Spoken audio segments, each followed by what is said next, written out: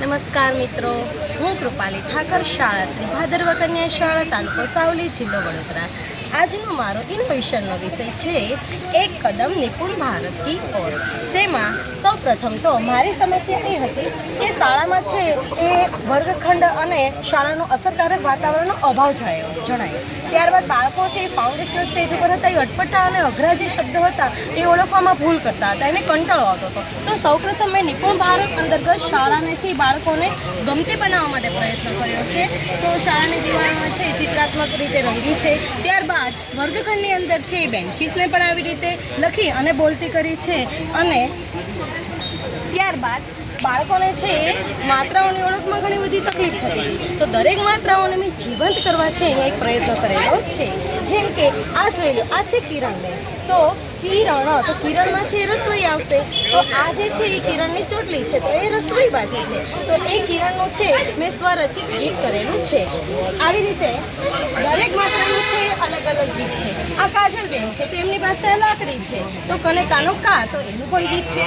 તો અહીંયા છે એ બાળકોને કા, ખા, ગા એવું કંઈ ગોખવાની જરૂર નહીં પડે, પરંતુ તેઓ અહીંયા મૂર્ત વસ્તુઓ દ્વારા જોશે. જેમ કે સીતા, તો સીતાની ચુંદડી છે, તો દીર્ઘઈની ચુંદડી. આ છે કુમારભાઈ, તો કુમારભાઈ પાસે પાટલો છે, આ નાનો પાટલો એ રસોનો પાટલો છે. અને ત્યારબાદ છે અહીંયા કેતન, તો કેતનની માથે એક ટોપી, એટલે કે એક માત્ર. કૈલાસની માથે બે ટોપી, તો બે માત્ર.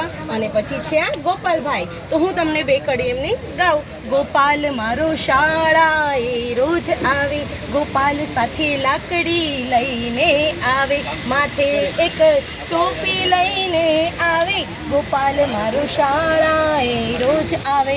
તો એ જે છે લાકડી અને ટોપી અને એક આનો માત્ર છે, તેનો એ સંકલ્પના એને અહીંયા સિદ્ધ થશે. તો આવી રીતે સૌરભ છે, ઘરે હું જાઉં કે શાળાએ જાઉં, હાલ તને હાલ સૌરભ બતાવ, તો સૌરભ, કૌરવ, ગૌરવ, ગૌતમ. તો બધી જ માત્રા છે લાકડી અને એની બે ટોપી દ્વારા એ સિદ્ધ કરી શકશે. પછી કંચનબેન છે, તો અનુસ્વારનો એને ચાંદલો છે, તો તરત ખબર પડશે કંચન, તો કોની ઉપર ચાંદલો હશે. તો આવી રીતે જ્યારે આપણે બાળકોને શ્રુતલેખન કરાવીશું તો એને આ બધી જ મૂર્ત વસ્તુઓ છે જીવંત થશે અને આમાં ખૂબ સરસ અસરકારક પરિણામ મને જોવા મળે છે.